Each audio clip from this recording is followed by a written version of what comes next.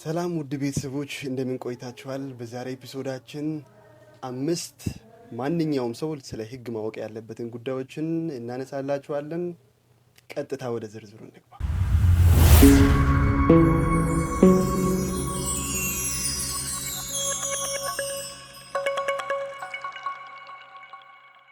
ጀምር እስኪ። አንደኛና የመጀመሪያ ብዙ ጊዜ ሰዎች ኮንፊውዝድ የሚሆኑበት ነጥብ ምንድነው? ፍትሐ ብሔርና ወንጀል የሚል ጉዳይ ነው ማለት ነው። ምንድነው ፍትሐ ብሔር፣ ምንድነው ወንጀል የሚል ብዙ ጊዜ ሰዎችን ኮንፊውዝ ያደርጉና ያለን ማለት ነው። ስለዚህ ባጭሩ የተወሰኑ እነሱን ለየት የሚያደርጉት ወይም የሚለያቸው ነጥቦችን አነሳለሁ ማለት ነው። እንግዲህ ፍትሐ ብሔር የምንለው እንግዲህ እንደሚታወቀው በግለሰቦች ወይም ደግሞ በድርጅቶች መካከል ስላለው አለመግባባትን የሚዳኝ ነው። የወንጀል ክርክር ጉዳይ ስንል ደግሞ በማህበረሰቡ ላይ ለሚፈጠሩ ወይም ደግሞ በግለሰቦች ለሚፈጠሩ ጥፋቶች የሚዳኝ ጉዳይ ይሆናል ማለት ነው። እና ዋና ዋና የሚባሉ ልዩነታቸው ምንድን ነው ካለን አንደኛ ላይ ምንድን ነው ወይም ደግሞ ፓርቲ የሚለው ማየት እንችላለን። ወይም ደግሞ ፍትሐ ብሔር ክርክር ላይ ያለው ማን ነው? ከሳሽ ማን ነው? ተከሳሽ ማን ነው? ፍትሐ ብሔር ክርክር ላይ ከሳሽ የሚሆነው የተጎዳው ሰው ነው። ወይም ደግሞ ይሄ ነገር ብሎብኛል፣ ይሄ ነገር አልተፈጸመልኝም፣ ውል ሊሆን ይችላል፣ የተለያዩ ነገሮች ሊሆን ይችላል። ራሱ ተጎዳው የሚለው አካል የፍትሐ ብሔር ክርክር ጉዳይ ከሆነ ከሳሽ ሆኖ ጉዳዩን ወደ ፍርድ ቤት ማምጣት ይችላል። የወንጀል ክርክር ጉዳይ ላይ ግን የተጎዳው ግለሰብ ቢሆንም ጉዳዩ የሀገር ስለሆነ ዋና ዓላማውም የማህበረሰቡን ደህንነት ፕሮቴክት ለማድረግ ወይም ደግሞ ለመጠበቅ ስለሆነ አቃቢ ሕግ ያልነው ማለት ነው። አቃቢ ሕግ መንግስትን በመወከል ከሳሽ መንግስት ነው። መንግስትን የወከለው ደግሞ አቃቢ ሕግ ነው። ስለዚህ ክሱን የሚመሰረተው ጉዳዩን የሚከታተለው አቃቢ ሕግ ነው እንጂ የተጎዳው ሰው አይደለም ማለት ነው። ዋናው አንደኛ ልዩነታቸው ይሄ ነው። ሁለተኛ ላይ ደግሞ በኋላ ላይ የሚያመጡት ሪሜዲ ምንድን ነው? አንድ የፍትሐ ብሔር ጉዳይ ላይ ክስ ከተመሰረተ በኋላ ለተጎጂው አካል ሊደረግለት የሚችለው ነገር ምንድን ነው? ሰው ከክሱ ወይም ደግሞ ከጉዳቱ በፊት ወደ ነበረበት ቦታ ለመመለስ በምን ኢኮኖሚካሊ ማለት ነው። ምክንያቱም በገንዘብ የሚተመኑ ነገሮች ናቸው እዚህ የሚደረጉት ወይም ደግሞ የክርክር ጉዳይ የሚሆኑ ማለት ነው። እና ውላ ለመፈጸም ሊሆን ይችላል፣ የተለያዩ ጉዳዮች ሊሆኑ ይችላሉ። በዛ ውስጥ ያጣው ነገር ሊሆን ይችላል፣ ገንዘብ አጥቶ ከስሮ ሊሆን ይችላል፣ የተለያዩ ነገሮች። ስለዚህ ወደዛ እንዲመለስ ገንዘብ ወይም ደግሞ ካሳ እንዲከፈለው የሚደረግ ፍትሐ ብሔር ክርክር ላይ። ነገር ግን ወንጀል ከሆነ ክሪሚናል ከሆነ እስከምን ድረስ ሊሄድ ይችላል ካልን ጥፋቱ የተደረገው ተብሎ የሚታሰበው አንድ ሰው ላይ አይደለም። ገብተዋል? አንድ ሰው ላይ የሚፈጸም ጥቃት በወንጀል ላይ የተከለከሉ በወንጀል ሕጉ ላይ የተከለከሉ ድርጊቶች አንድ ሰው ላይ ተደርገው ሲታዩ ማህበረሰቡ ላይ እንደተደረጉ ነው የሚቆጠረው። ስለዚህ ለዛ ነው መንግስት ኢንተርቪን የሚያደርገው ማለት ነው። እና ቅጣቱ ምን ሊሆን ይችላል? እስር ሊሆን ይችላል። ስለዚህ ነፃነትን ለዛ ነው በደሉ የደረሰበት ሰውም ለራሱ ለብቻው ይቅርታ አድርጎ ማለፍ የማይቻል በወንጀል ላይ አይቻልም። እሱን ለመጣበት ነው አንዱ ልዩነታቸው ስለሆነ ማለት ነው። እና እስር ሊሆን ይችላል። በዛ ላይ አብሮ ተያይዞ ከገንዘብ ጋርም ሊቀጣ ይችላል። ሌላኛው ደግሞ እስሩ ራሱ የተለያየ አለ፣ ቀላል አለ፣ ከባድ አለ፣ እድሜ ልክ አለ እና እስከ ሞት ቅጣት ድረስ አለ ማለት ነው። አንዱ ለየት የሚያደርጋቸው ይሄ ነው። አሁን እንዳልከው ሌላኛው ደግሞ በፍትሐ ብሔር ጉዳይ ላይ እኔ እናንተ መስማማት እንችላለን፣ ይቅር መባባል እንችላለን። ከክርክሩ በፊት ሊሆን ይችላል፣ ኢቭን ክርክሩ ሂደት ላይ ያለ ፍርድ ቤት ጉዳዩን ይዞ እያለ እንኳን በመሀል ነው ችግር የለውም እከፍላለሁ፣ ጎድቻለሁ እኔ ብዬ ካመንኩበትና ካሰብኩኝ መታረቅ እንችላለን ማለት ነው። ነገር ግን የወንጀል ጉዳይ ከሆነ እኔ አንተ ላይ የሆነ ጉዳት አድርሼ ወንጀል ፈጽሜ ከሆነና አቃቤ ጉዳዩን ከያዘው አንተ ይቅር ብትለኝ እንኳን አቃቢ ጋር አይለቀኝም ማለት ነው። እኛ ይቅር ተባብለን አንተ የሆነ ብር ከፍለህ ያንን ጉዳይ መጨረስ ከባድ ነው። አንዴ የአቃቢ እጅ ከገባ ጉዳይ አንሌስ ክራይምስ አፖን ኮምፕሌንት የሚባሉ በጣም ቀላል የሆኑ እንደ ጥፍ ያሉ ወንጀሎች እነሱ ከሆኑ በይቅርታ ልናልፋቸው እንችላለን። ከዛ ውጪ ግን ያሉ ወንጀሎች በይቅርታ ሊታለፉ የማይችሉ መሆናቸው ነው አንዱ የፍትሐ ብሔርና የወንጀል ልዩነት ብለን የምናነሳቸው ማለት ነው። እነዚህ የተወሰኑ ልዩነቱና ዋና ዋና ልዩነቶች ናቸው ማለት ነው። ይሄን ይመስላል። አንደኛው ሁሉም ሰው ሊያውቅና ግልጽ ሊሆንለት ይገባል። ሰው ኮንፊውዝድ መሆን በጣም ጥሩ በዚህ ጉዳይ ጥሩ ፖይንት ነው ያነሳ። ሁለተኛ ላይ ደግሞ ሊነሳ የሚገባው ብዬ የማስበው ሬትሮአክቲቪቲ ኦፍ ሎው የሚባለው ስለ ሕግ ወደኋላ አለመመለስ ማለት ነው። አንድን ድርጊት ወንጀል የሚያደርገው ወንጀል ኬዝን እንውሰድ። ለምሳሌ አንድን ጉዳይ ወንጀል የሚያደርገው ምንድን ነው? እነዛን ድርጊት የሚከለከል ሕግ ሲኖር አይደለ አንድ ድርጊትን የሚከለክል ህግ የለም ማለት ወንጀል አይደለም ማለት ነው። ሶ አንተ ትናንትና ባረከው ነገር አንድ ህግ ደግሞ ዛሬ ቢወጣ ነገ ልትጠየቅበት አትችልም ማለት ነው። ሶ ወንጀል አይደለም፣ ህጉ ዛሬ ነው ወጣው እና አንድ ሰው ቢመጣና በዚህ ነገር ትጠየቃለህ ወይ ደግሞ ወንጀለኛ ነህ ብትባል አይ አይደለም፣ ይሄ ድርጊት የተፈጸመው ከዚህ በፊት ነው፣ ህጉ ሳይወጣ በፊት ነው፣ ህግ ደግሞ ወደ ኋላ ተመልሶ ሊሰራ አይችልም ማለት ትችላለህ ማለት ነው። ህግ እንዴት ነው? ወደ ፊት ለፊት ብቻ ነው የሚያየው።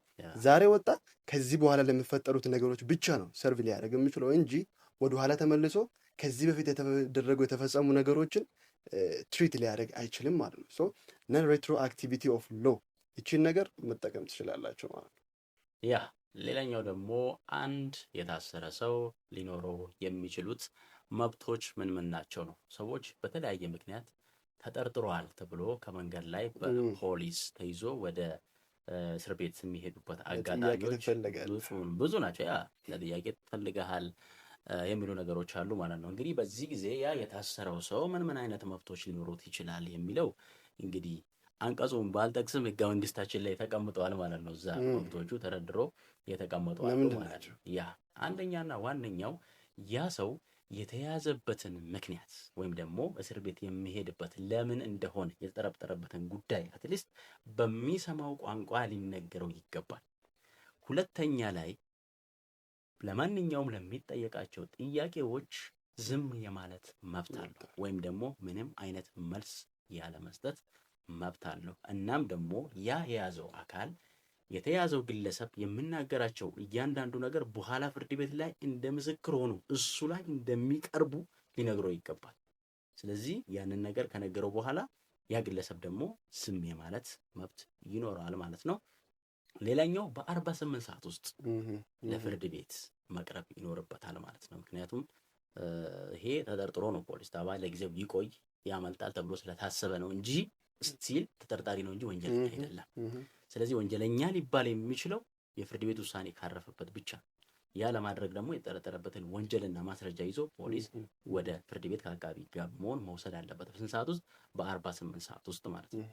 ያ ካልሆነ ግን አካልን ነፃ የማውጣት መብት ይሰጠዋል። 48 ውስጥ ካልወጣ አካል ነፃ እንዲወጣለት ሀብስ ኮርፐስ የምንለው ሀብስ ማስገባት ይችላል ማለት ነው። ሌላኛው ደግሞ የዋስትና መብት ማለት ነው። እንግዲህ በልዩ ሁኔታ ካልተከለከለ በስተቀር መሪው ምንድነው? ፕሪንሲፕሉ የዋስትና መብት ፕሪንሲፕል መርህ ነው። ህገ መንግስታዊ ነው። ህገ መንግስቱም ሲያስቀምጥ ምን ብሎ ነው የሚያስቀምጠው? መርህ በመርህ ደረጃ ዋስትና መብት የተፈቀደ ነው። ሊከለከል የሚችልባቸው የተወሰኑ ጠባብ የሆኑ የወንጀል መቅጫ ስነስርዓት ህጉ ላይ የተቀመጡ አሉ። በነዛ ጠባብ መስፈርቶች ካሉ ብቻ ነው እንጂ በመርህ ደረጃ አንድ ሰው የዋስትና መብት ስላለው በዋስትና የመለቀቅ መብት ይኖራል ማለት ነው። ድንገት ተጠርጥራችሁ ልትገቡም ትችላላችሁ። ከዚህ በፊትም ገብታችሁ ሊሆን ይችላል። ይሄንን ብታውቁ እንላለን ማለት ነው። ኦኬ፣ በጣም ጸዴ የሆነ ሀሳብ ነው ያነሳው። ሶስተኛ ላይ ማነሳው የትኛው ነው? the danger of oral contracts። በብዛት በተለምዶ ሰው በተለይ በእኛ ሀገር ደግሞ ሪተን ኮንትራክቶችን የመፈጸም ትላልቅ ተቋማት ካልሆኑ ወይ ደግሞ ትላልቅ ትሬደሮች ካልሆኑ ሰው በጓደኝነትም ሊገባ ይችላል ትሬድ ውስጥ ወይ ደግሞ በቤተሰብ ሊሆን ይችላል እና እንተማመናለን እኮ ምን ያደርግልናል በጽሁፍ መልክ ማስቀመጥ የማለት ጉዳይ አለና አለመተማመን አይደለም በጽሁፍ መልክ ውሎችን ማስቀመጥ። ምክንያቱም የሚፈጠረው ነገር አይታወቅም። ከነገ በኋላ የሚፈጠረው ነገር ስለማይታወቅ ወረቀትና ሞኝ የያዘውን አይለቅም ይባላል። ግድል ነው። ጻፍ አድርጉት። በሪተርን ፎርም ይሆንላችሁ። አሁን የራሴ በግለሰብ ደረጃ የሚደርሱ ብዙ ቅሬታዎችን ይሰማሉ። አሁን በተለይ መርካቶ ብትሄድ የመርካቶ ንግዶች ወደ ክፍለ ሀገር የሚላኩ ነገሮች የሆነ ደላላ አውቃለሁ ነው የሆነ ኤጀንት አውቃለሁ ነው ይደዋወላሉ። ያለምንም ኮንትራክት ሚሊየንስ ብሮች ይተላለፋሉ። ይሄ የመጭበርበር እንትን ደግሞ ኢንቴንሲቲውን እዩ በጣም በትልቅ ደረጃ ፋይናንሻል ኢንተረስቶችን ልታጣ ትችላለህ ማለት። በዚህን ጊዜ እስኪ ክስ ሊመስርት ወደ ፍርድ ቤት ይሄን ጉዳይ ልውሰድ ብትል ምን ይሆናል ማለት ነው? ሂ ሴድ ሺ ሴድ ነው የሚሆነው። እሱ እንደዚህ ያለ እሷ እንደዚህ ብላለች ነው እንጂ ፕሩቭ የምታደርግበት መንገዶች በጣም ጠባብ ናቸው። ያን ጊዜ ኖባዲ ኬርስ። ህግ አያውቅህማ። ጽፈህ ካላስቀምጥከው እንዴት ነው ሊያውቅ የሚችለው? ከዚህ ብር መጠን በላይ የሆኑ ነገሮችን ጽፋችሁ አስቀምጡ ተብሎ የተቀመጠለት ሊሚቴሽን ስላለ ከዛ በላይ ማድረግ የለብህም ማለት ነው። ሶ በኦራል ብቻ ውሎችን ማድረግ ኮንትራክትን መፈጸም በጣም ትልቅ ዴንጀር ስላለው ትንሽም ሆነ ትልቅ በጽሁፍ መልክ አድርጋችሁ ብታስቀምጡ ለራሳችሁ ጋራንቲ ኢንሹራንስ ይሆናችኋል ማለት ነው። አንዱ ይሄ ነው። ያ የመጨረሻውና አምስተኛው ልታወቅ ይገባል ብለን የምናስበው ሬጉላር ዩኒየን ኤንድ ኮሙናሊቲ ኦፍ ፕሮፐርቲ የምንለው እንደ ባልና ሚስት አብሮ መኖርና ስለ የጋራ ንብረት የምንለው ጉዳይ ይሆናል ማለት ነው። እንግዲህ ቤተሰብ የመሰረትባቸው መንገዶች ብለን ያወራነው አንድ ቪዲዮ አለ ማለት ነው። ቼክ መደረግ ይቻላል ማለት ነው። ስለዚህ አንዱ እንደ ባልና ሚስት አብሮ መኖር የምንለው ጉዳይ ነው። ጋብቻ አይደለም፣ እንደ ባልና ሚስት አብሮ መኖር ሬጉላር ዩኒየን ተብሎ ህጉ ሪኮግኒሽን ይሰጠዋል። ስለዚህ እንደ ባልና ሚስት አንድ ሰው አብሮ መኖር ማለት እንዲሁ ምንም አይነት ውል ሳይፈጽም በባህልም አይደለም በሃይማኖትም አይደለም በክብር መዝገብ ሹፊትም አይደለም የተደረገው ኦልሬዲ ሁለቱ መጥቶ አብሮ መኖር ከጀመሩ እና ደግሞ ፖሴሽን ኦፍ ስታተስ የሚባል አለ ፕሩፍ የሚደረግበት ያው ማህበረሰብ እዛ አካባቢ ያለው ማህበረሰብ እንደዛ የሚያውቃቸው ከሆነ ባልና ሚስት አክት ሲደረጉ አንድ ባልና ሚስት የሚያደርጉትን ኤቭሪቲንግ የሚያደርጉ ከሆነና ማህበረሰቡ እንደዛ የሚያውቃቸው የሆነ እንደሆነ ልክ እንደ ጋብቻ ሪኮግናይዝ ይደረጋል። ህጉ ለጋብቻ የሚሰጠውን ፕሮቴክሽን ሁሉ ለዚህ ይሰጣል ማለት ነው። እና እዚህ ላይ ደግሞ ምንድነው የሚመጣው ንብረትን በተመለከተ ግን ከጋብቻ ላይ ያለ ትሪትመንት ይሰጠዋል ማለት ነው። ስለዚህ አንድ ለባልና ሚስት አብሮ ሰው መኖር ሲጀምር የራሱ የሆነ የግል ሀብቱን ይዞ ነው አንድ ላይ መምጣት የሚችለው ማለት ነው። ትንሽም ይሁን ትልቅ ሶ ያኔ የሆነ ነገር ቢፈጠር ወይም ደግሞ ንብረት የጋራና የግል የሚባል አይደለ በኋላ ላይ ሊከፋፈል የሚችል ንብረት የጋራ የሆነ ንብረት ብቻ የግል ንብረት ሊከፋፈል አይችልም።